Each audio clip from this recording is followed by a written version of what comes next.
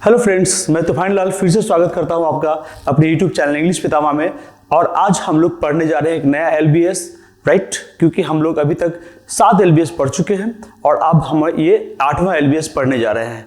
तो हम सब तैयार हैं 8वां एलबीएस पढ़ने के लिए। ये भी बहुत ही उपयोगी होने वाला है। तो ज़्यादा बात न करते हुए हम लोग शुरू करते हैं। एलबीएस 8।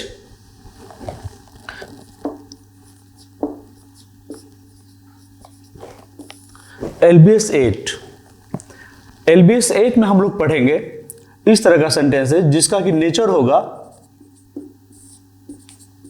चाहता है कि, चाहती है कि,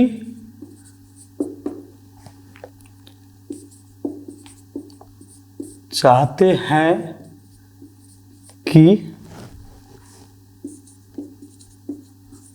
चाहती हूं कि, और चाहते हो कि।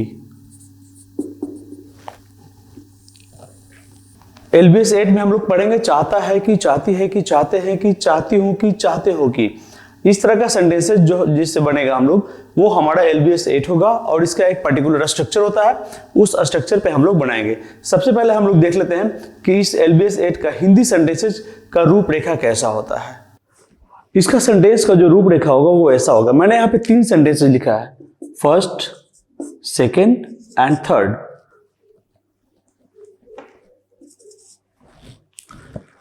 पहला सेंटेंस है सोनल चाहती है कि उसका भाई आईएएस बने।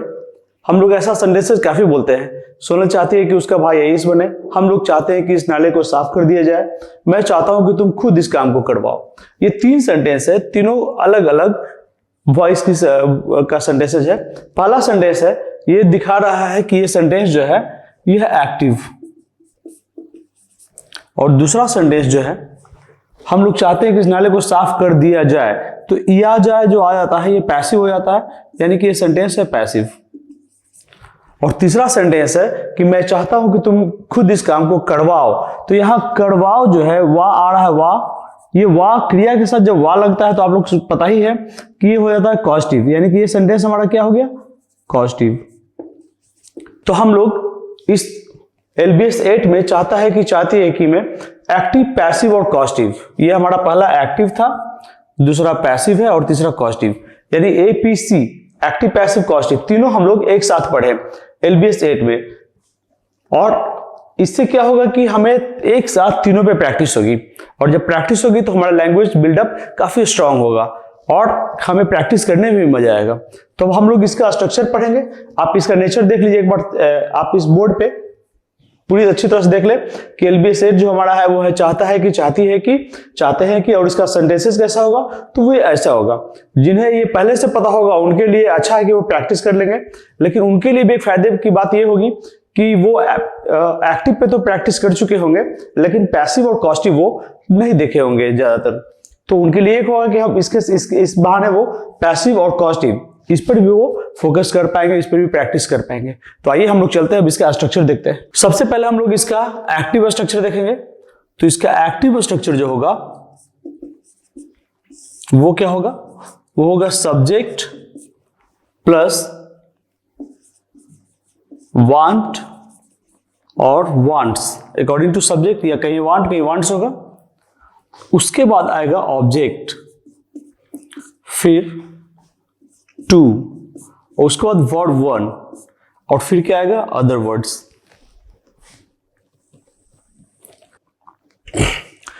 ये हमारा एलबीएस 8 का एक्टिव का स्ट्रक्चर है। अब इस पे एक सेंटेंस प्रैक्टिस करते हैं हम लोग। इस सेंटेंस को देखें, मानव चाहता है कि मैं उसकी मदद करूं। तो यहां सब्जेक्ट तो मानव है, लेकिन ऑब्जेक्ट क्या है, तो इस सेंटेंस में जब भी ऑब्जेक्ट आएगा तो ये की जो देख रहे हैं इसके जस्ट बाद जो वर्ड होगा, यानी मैं, ये ऑब्जेक्ट है। की के बाद अगर मैं है, तुम है, वो है, राहुल, गीता, एनीबडी, कोई भी, ये की के बाद जो होगा वही ऑब्जेक्ट होगा हमारा। तो चलते हैं अब इसके साथ। मानव चाहता है कि, क्या लिखेंगे, मानव वांट्स, मानव है तो वांट्स होगा, और की के बाद ऑब्जेक्ट आई। आई का इंग्लिश क्या होता है, मैं का इंग्लिश क्या होता है, आई, लेकिन आई सब्जेक्ट होता है। अब हमको इसका ऑब्जेक्ट बनाना है, तो इसका ऑब्जेक्ट क्या होगा, इसका ऑब्जेक्ट होगा me. Manav wants me to help him. Manav चाहता है कि मैं उसकी मदद करूं, Manav wants me to help him, right. अब मैं एक मजे की बात बताता हूं कि हम लोग जैसे मानव चाहता है कि मैं उसकी मदद करूं तो मानव वांट्स, अब वांट्स की जगह पे एक नया वर्ड मैं आपको देता हूं, उस वर्ड का यूज करें आप लोग, तो नए वर्ड का यूज करें ताकि आपका इंप्रेशन बने।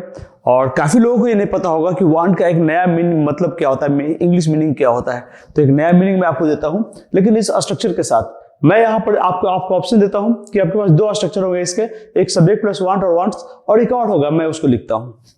अब पहला स्ट्रक्चर में है वांट और वांट्स, और दूसरा में बाकी सब कुछ वही है, सिर्फ यहाँ क्या है, वांट की जगह पे लॉन्ग का यूज किया, LONG लॉन्ग। ये लॉन्ग का मतलब चाहना बहुत ही कम लोग जानते होंगे, तो ये आपके लिए बहुत ही बेनिफिशियल होगा ये कि आपको एक नया वर्ड मिला है। और जब आप इस तरह का सेंटेंस बोलेंगे, मानो longs me to help him, ये लॉन्ग का यूज करेंगे तो काफी लोग आपसे पूछेंगे कि ये long, what is the meaning of long, तो आपका इंप्रेशन कैसा रहेगा। जस्ट इमेजिन, आपको बहुत ही अच्छा लगेगा बताने में कि actually long is the new word for the want, want के लिए एक नया वर्ड है लॉन्ग, तो हम लोग लॉन्ग का यूज करेंगे। लॉन्ग का मतलब जनरली लोग क्या जानते हैं, लंबा, लेकिन यहाँ लॉन्ग का मतलब चाहना भी होता है, तो न्यू वर्ड फॉर यू। आइए हम एक लॉन्ग के साथ प्रैक्टिस कर लेते हैं एक सेंटेंस को। इस सेंटेंस को देखें, क्या है, इमरान चाहता है कि वो डॉक्टर बने। इमरान सब्जेक्ट है, Imran longs, right, Imran longs, और वह कौन है, खुद के लिए इमरान बोल रहा है, तो वह ऑब्जेक्ट है, तो इमरान के लिए क्या हो जाएगा, ही। लेकिन ही का अब जब खुद के लिए सब्जेक्ट जो खुद के लिए ऑब्जेक्ट लाता है, तो यहां पे हम लोग रिफ्लेक्सिव का यूज करते हैं, रिफ्लेक्सिव प्रोनाउन का यूज करते हैं। तो इमरान का रिफ्लेक्सिव क्या होगा, himself. Imran longs himself to become a doctor. Imran longs himself to become a doctor. जब खुद के लिए ऑब्जेक्ट आए तो वहां पर रिफ्लेक्सिव प्रोनाउन का यूज होता है। मैंने अपनी बेसिक की वीडियो में इस केस के चार्ट को, जहां पे आप लोग सब्जेक्टिव क्या होता है, ऑब्जेक्टिव क्या होता है, पोसेसिव क्या होता है और रिफ्लेक्सिव क्या होता है, इसके बारे में बहुत ही विस्तृत से बताया है। तो मेरी बेसिक जो कि मेरे चैनल की पहली वीडियो भी है, उसमें जाके आप केस चार्ट को जरूर पढ़ ले, तो वहां आपको एकदम बहुत अच्छी तरह से ये समझ में आ जाएगी कि ये केस होता क्या है, यानी कि सब्जेक्टिव क्या, ऑब्जेक्टिव क्या, रिफ्लेक्सिव क्या, पोसेसिव क्या। जिन्हें प्रॉब्लम हो रही हो वो जरूर देखे उसको। हम लोग एक और सेंटेंस का प्रैक्टिस करते हैं। अभी सेंटेंस को देखें, श्रेया चाहती है कि ऐसा उसके साथ रहे। क्या होगा, श्रेया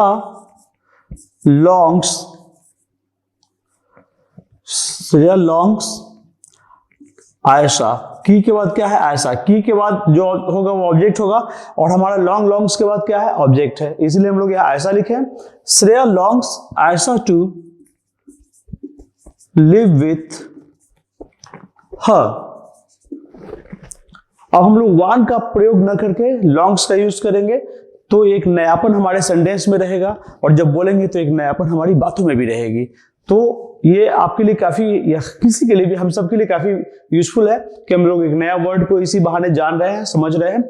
वांट की जगह हम लोग लॉन्ग का यूज कर रहे हैं। Shreya longs Ayesha to live with her. Shreya चाहती है कि ऐसा उसके साथ रहे। Shreya longs Ayesha to live with her. Clear है ये। अब हम लोग एक सेंटेंस और प्रैक्टिस करते हैं इसमें। अभी तक हम लोग जितने भी सेंटेंस प्रैक्टिस किए हैं वो जिसका सब्जेक्ट सिंगुलर रहा है, अब एक प्लूरल सब्जेक्ट के साथ हम लोग एक सेंटेंस बनाते हैं। इस सेंटेंस को देखें, वे लोग चाहते हैं कि सरकार उन लोगों की मदद करे। सपोज कि ये वे लोग किसान है, किसान चाह रहा है कि सरकार उन लोगों की मदद करे, तो वे लोग का क्या होगा, दे। ये प्लूरल है, तो यहां पर सिर्फ लॉन्ग लिखेंगे, LONG long. They long the government to help them। वे लोग चाहते हैं कि सरकार उन लोगों की मदद करे। They belong the government to help them, right? Government से पहले जब भी हम सरकार की बात करते हैं द का यूज होगा। क्यों? क्योंकि एक पर्टिकुलर गवर्नमेंट के बारे में बात हो रही है, पूरे वर्ल्ड की गवर्नमेंट की नहीं, जहां के लोग चाह रहे हैं बस वहां की गवर्नमेंट से मदद चाह रहे हैं, इसलिए पर्टिकुलर गवर्नमेंट हो गए। पर्टिकुलर नाउन से पहले हम लोग द लगाते हैं। क्लियर है ये। वे लोग चाहते हैं कि सरकार उन लोगों की मदद करे। व्हाट विल यू से, क्या हम लोग लिखेंगे, क्या बोलेंगे इंग्लिश उसका, they long the government to help them. Long का मतलब वांट, एकदम इस स्ट्रक्चर को माइंड में फिट कर लेंगे और एक नया वर्ड के साथ आगे बढ़ेंगे। ठीक है, अब हम लोग एक्टिव समझ चुके हैं, अब इसका पैसिव देखते हैं। इसका पैसिव जो स्ट्रक्चर होगा वो क्या होगा, सब्जेक्ट प्लस लॉन्ग और लॉन्ग्स, इसमें भी वही होगा। लॉन्ग लॉन्ग में तो वांट वांट्स एकदम क्लियर दिमाग में आ चुका होगा, अब तो कोई प्रॉब्लम नहीं है। LONG लॉन्ग, LONGS लॉन्ग्स, तो लॉन्ग और लॉन्ग्स। उसके बाद क्या होगा, ऑब्जेक्ट, उसके बाद टू, और उसके बाद हो जाएगा बी, BEB, और साफ से लिख देता हूं, be plus verb 3 plus other words.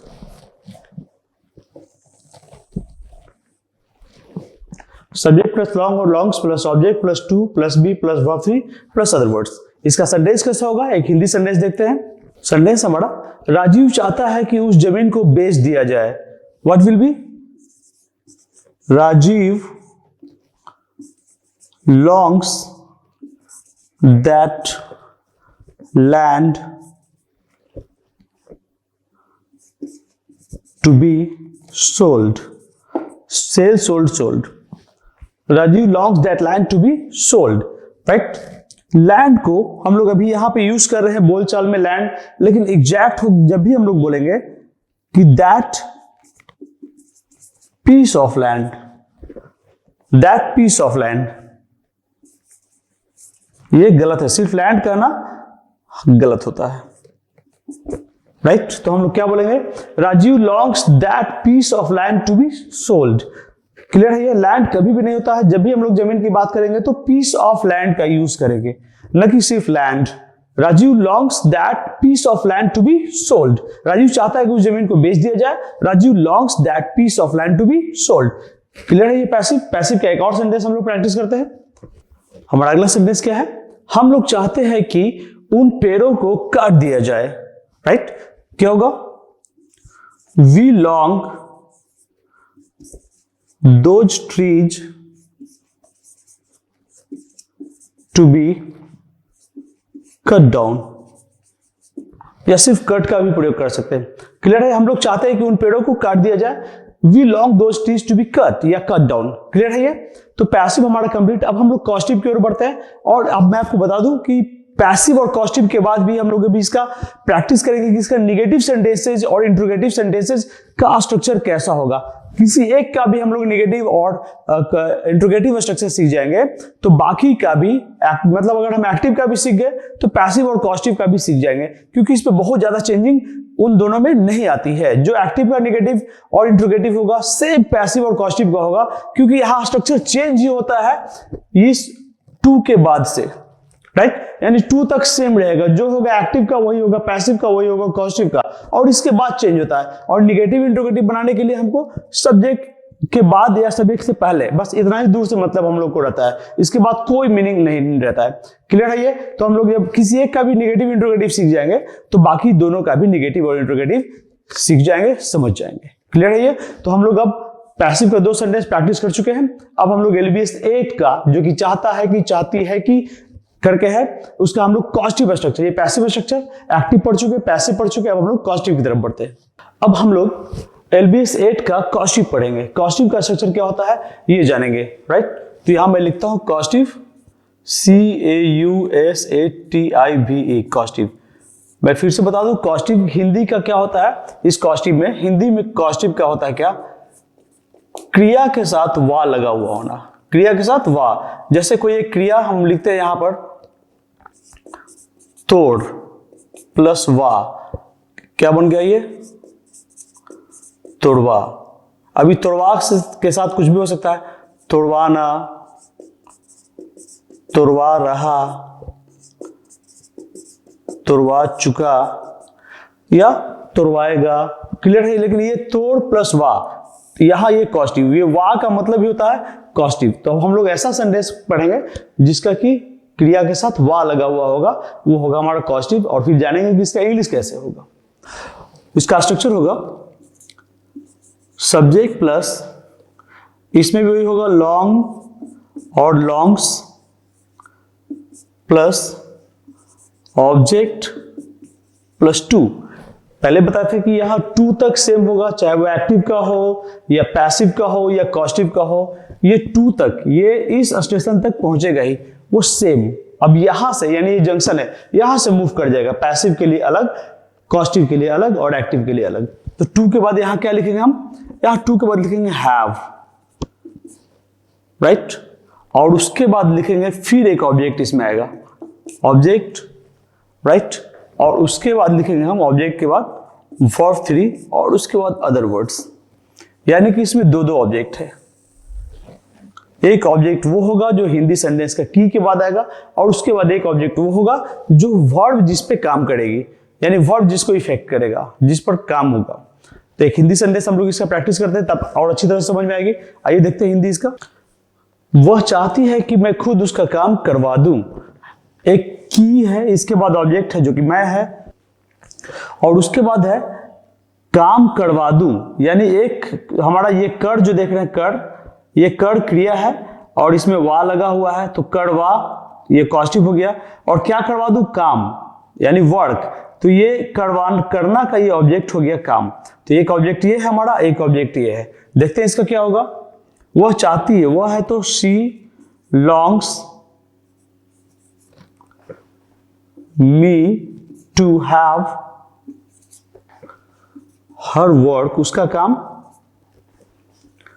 Done, और खुद माई सेल्फ, यानी वो मुझसे चाह रही है कि मैं खुद उसका काम करवा दूं। क्या होगा, she longs me to have her work done myself. She longs me to have her work done myself. Long को, इस लॉन्ग को यानी कि चाहना जिसका मतलब होता है वांट, जुबान पे एकदम सेट कर लेंगे, फिट कर लेंगे इसको, राइट। एकदम एक नयापन आपके सेंटेंसेस में झलकेगी फिर। She longs me to have her work done myself. वो चाहती है कि मैं खुद उसका काम करवा दूं। एक सेंटेंस और प्रैक्टिस कर लेते हैं हम लोग इस पे। इस सेंटेंस को देखें, हम लोग चाहते हैं कि हम अपना खेत ट्रैक्टर से जुतवाएं, राइट। ये की के बाद हम है, ये हम यानी कि हम लोग खुद के लिए बोल रहे हैं। तो पता ही है कि जब सब्जेक्ट और ऑब्जेक्ट यहां सेम होगा तो ऑब्जेक्टिव का नहीं, हम लोग रिफ्लेक्सिव का यूज करेंगे। और जब मैं ऑब्जेक्टिव, सब्जेक्टिव, रिफ्लेक्सिव की बात कर रहा हूं तो मैं फिर से दोहराता हूं कि आप इसे पढ़ ले। मेरी बेसिक, इस चैनल की बेसिक की वीडियो में आपको केस मिलेगा, उस केस को जरूर पढ़े। केस में ही पढ़ा जाता है सब्जेक्टिव, ऑब्जेक्टिव, पोसेसिव, रिफ्लेक्सिव। जो बोल रहे हैं सिर्फ जो कर रहे हैं ऑब्जेक्टिव, पोसेसिव, रिफ्लेक्सिव, तो ये सारा का सारा चीज जो इसको केस कहा जाता है। और उस केस को मैंने काफी अच्छी तरह से एक चार्ट बना करके अपनी बेसिक वीडियो में बताई है, तो आप उसे जरूर पढ़ें, तो अच्छी तरह समझ में आएगी। फिलहाल मैं इसका इंग्लिश बनाता हूं। हम लोग चाहते हैं कि हम अपना खेत ट्रैक्टर से जुतवाएं। We long ourselves to have our field plowed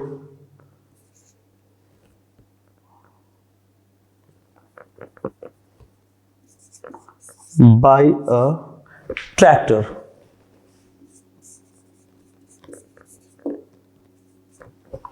We long ourselves to have our field plowed by a tractor. हम लोग चाहते हैं कि हम अपना खेत ट्रैक्टर से जुतवाएं। ये क्लियर है। तो कॉस्टिव का सेंटेंस हम लोग तो प्रैक्टिस कर चुके हैं। अब हम लोग चलते हैं इसका निगेटिव और इंट्रोगेटिव स्ट्रक्चर कैसा होता है उसकी ओर, राइट। और मैं आपको बता दूं कि आपके लिए मैंने हर एलबीएस का, जितने भी एलबीएस हमारे चैनल में आप देख रहे हैं, सब एलबीएस का एक प्रैक्टिस सेट तैयार कर रखा है। उस प्रैक्टिस सेट आपको कहां मिलेगा, तो डिस्क्रिप्शन बॉक्स में जाइए, वहां लिखा हुआ होगा लिंक, उसके लिंक के ऊपर लिखा हुआ होगा प्रैक्टिस सेट ऑफ एलबीएस 7, और उसका थंबनेल, जो थंबनेल इस वीडियो का है, जो थंबनेल किसी भी एलबीएस का, वो थंबनेल के साथ वहां पे मौजूद होगा, ताकि आपको पहचानने में आसानी हो। क्लियर है ये। अब हम लोग देखते हैं कि इसका निगेटिव और इंट्रोगेटिव सेंटेंसेस कैसा होगा। अब इसका एक्टिव का जो इंट्रोगेटिव सेंटेंस होगा IW वाला, वो क्या होगा, IW प्लस डू और does plus subject plus long plus object plus to plus verb 1 plus other words. ये एक्टिव का पैसिव का क्या होगा? पैसिव का ये जो देख रहे हैं आप IW से, ये पूरा का पूरा ये टू तक सेम रहेगा, राइट? यहां से यहां तक ये पूरा सेम रहेगा। डू का मतलब क्या होता है? सेम। यहां से टू तक एकदम सेम रहेगा जो है, और इसके बाद चेंज होगा। क्या चेंज होगा? जो उसमें था टू के बाद क्या हो जाएगा यहां पर? B plus verb 3 plus other words, ये हो जाएगा। क्लियर है ये? उसी तरह कॉस्टिव का भी यहां से IW से लेकर के ये टू, राइट, ये टू तक जो है वो सेम रहेगा। उसके बाद क्या हो जाता है? उसके बाद यहां पर जुड़ जाएगा have plus object plus verb 3 plus other words. मैंने अभी बताया कि कॉस्टिव में दो ऑब्जेक्ट हो सकते हैं। क्लियर है ये? तो एक्टिव पैसिव कॉस्टिव इसका स्ट्रक्चर ये है। और मैं फिर से दोहराता हूं कि इसे सिर्फ आप वीडियो की तरह न लेकर के एक इंग्लिश क्लास की तरह ले और कॉपी में जरूर लिखे, अपनी कॉपी में इसे नोट कर ले। और जैसे क्लासरूम में पढ़ते हैं हम लोग, टीचर्स पढ़ाते हैं, बिल्कुल उसी तरह से आप इसको फील करें और अपनी कॉपी में लिख ले, ताकि आपको समझने में और आसानी होगी। जब हम कोई भी चीज लिखते हुए पढ़ते हैं तो कंसेप्ट उसका ज्यादा अच्छा तरह से हमें क्लियर हो जाती है, हमारी ओर क्लियर हो जाती है, समझ में आ जाती है। तो आप इसे लिख ले। क्लियर है ये? अब हम लोग इसका प्रैक्टिस करते हैं। इंट्रोगेटिव सेंटेंसेस कैसा होगा, एक्टिव पैसिव कॉस्टिव तीनों का। क्लियर है? मैं इसे मिटाने जा रहा हूं, आप लोग इसे लिख ले। वीडियो को पॉज करें और इसे लिख ले। इस सेंटेंस को देखें। तुम क्यों चाहते हो कि हम लोग उसे माफ कर दें? Why do you long us to forgive मतलब माफ करना, forgive him, question mark. Why do you long us to forgive him? Why do you long us to forgive him? long का मतलब क्या होता है? want, right? Why do you long us to forgive him या why do you want us to forgive him? लेकिन long नया word है, इसके साथ चले। क्लियर है ये? एक सेंटेंस और हम लोग इस पे प्रैक्टिस करते हैं। अनीता क्यों चाहती है कि राहुल आज खाना पकाए? क्या होगा? Why does Anita long Rahul to cook food today?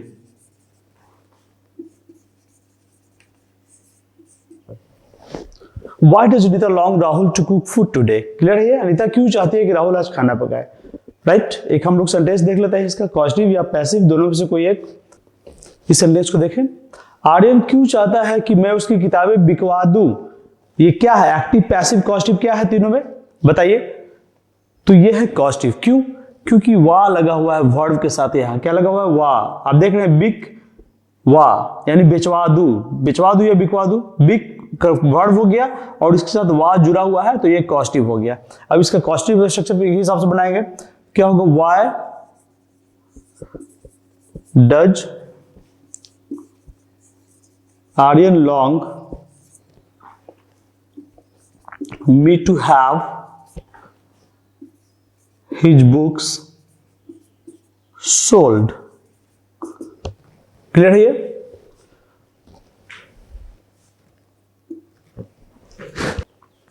Why does Aryan long me to have his books sold? Aryan क्यों चाहता है कि मैं उसकी किताबें बिकवा दूं? अब हमारा ये LBS 8 का इंट्रोगेटिव हम समझ चुके हैं। अब निगेटिव में क्या करना होगा? कुछ नहीं, बस ये डज डू डज देख रहे हैं, इसके साथ हम लोग नॉट लगाते हैं। फिर भी मैं इसका स्ट्रक्चर, निगेटिव का स्ट्रक्चर यहां लिखता हूं। और उससे पहले एक चीज मैं भूल रहा हूं फिर से, कि क्या वाला सेंटेंस है, यानी यस नो इंट्रोगेटिव। तो यस नो इंट्रोगेटिव के लिए क्या करना होता है? तो जो कंटिन्यू मेरी LBS को देख रहे हैं या टेंसेस जिन्होंने देखी है वो समझ सकते हैं कि क्या वाला, यानी कि यस नो वाला बनाने के लिए, प्रैक्टिस करने के लिए सिर्फ ये डू डज को का यूज हम लोग पहले करेंगे और इंट्रोगेटिव वर्ड जैसे वाई, हाउ, व्हेन ये सब हटा देंगे, उसकी जरूरत नहीं पड़ेगी। फिर भी हम लोग साथ में प्रैक्टिस कर लेंगे कि दो सेंटेंसेस बिना स्ट्रक्चर के भी समझ में आ जाएगी। तो हम लोग प्रैक्टिस करते हैं। यस नो वाला क्या होगा उसका? क्या आप चाहते हैं कि मैं उसके सामने झुकूं? ये यस नो क्वेश्चन है। क्यों? क्योंकि इसका जवाब हाँ या ना में सिर्फ हम लोग दे सकते हैं, इसलिए यस नो क्वेश्चन बोला जाता है। यस नो क्वेश्चन के लिए क्या करते हैं हम लोग? डू डज से शुरू करते हैं। तो आप यानी यू है तो डू लगेगा। Do you long me to went before him या her, पता नहीं है उसे लड़का है या लड़की है, कोई क्या है, यहाँ क्वेश्चन मार्क होगा। Do you long me to bend before him? क्या आप चाहते हैं कि मैं उसके सामने झुकूं? Do you want me to bend before him? Do you want me to do you long me to bend before her? या him, कुछ भी हम लोग कर सकते हैं। क्या आप चाहते हैं कि मैं उसके सामने झुकूं? ये क्लियर है। डू डज हम लोग पहले लगाएंगे जब यस नो क्वेश्चन होगा तो। अब निगेटिव में क्या करते हैं, निगेटिव बस ये डू डज के साथ हम लोग नॉट लगा देते हैं तो हमारा निगेटिव हो जाता है। आइए देखते हैं निगेटिव सेंटेंस कैसा होगा। इस सेंटेंस को देखें, वह नहीं चाहती है कि मैं शालिनी से शादी करूं। क्या होगा, शी डजन या does not, she doesn't long me to marry Shalini. She doesn't long me to marry Shalini, वो नहीं चाहती है कि मैं शालिनी से शादी करूं। एक सेंटेंस और हम लोग देख लेते हैं। हमारा सेंटेंस है, अरबाज नहीं चाहता है कि भारत यह मैच हार जाए। क्या होगा, Arbaaz doesn't long India to lose this match। Arbaaz doesn't long India to lose this match, right. ये क्लियर है। निगेटिव, इंट्रोगेटिव और यस नो क्वेश्चन हम लोग पढ़ चुके हैं, इसका क्या होगा। अब हम लोग देखते हैं इसमें एक तरह का और भी सेंटेंस होता है। वो कैसा होता है, मैं चाहता हूं कि तुम उन लोगों के साथ नहीं रहो। यहां पर नहीं जो है ये बाद में आया है, न कि यहां मैं नहीं चाहता हूं कि तुम उन लोगों के साथ रहो, ऐसा भी हम लोग बोल सकते हैं। लेकिन हमारा सेंटेंस जब ऐसा होगा कि मैं चाहता हूं कि तुम उन लोगों के साथ नहीं रहो, तो कैसे करेंगे, सिंपल है ये, I long you to not live with them। I long you to not live with them, right? I long you to not, ये not जो है to के बाद लगा देंगे। I long you to not live with them। Clear है ये, मैं चाहता हूं कि तुम उन लोगों के साथ नहीं रहो। ये जब नहीं जो होगा वो बाद में आएगा तो नॉट कहां लगाएंगे, टू के बाद नॉट लगा देंगे हम लोग। लेकिन अगर ये नहीं पहले होता, मैं नहीं चाहता हूं कि, तो फिर क्या होता, डोंट और डजंट, यानी डू नॉट और डज नॉट का यूज हम लोग करते हैं। क्लियर है। उम्मीद है LBS 8 अच्छी तरह से समझ में आ गई होगी और इसका प्रैक्टिस सेट आपके पास डिस्क्रिप्शन बॉक्स में मिल जाएगा, उसको डाउनलोड करके प्रैक्टिस जरूर करें, राइट। तो हमारा LBS कंप्लीट हो चुका है। उम्मीद है इस LBS से आपको काफी बेनिफिट मिलने वाली है।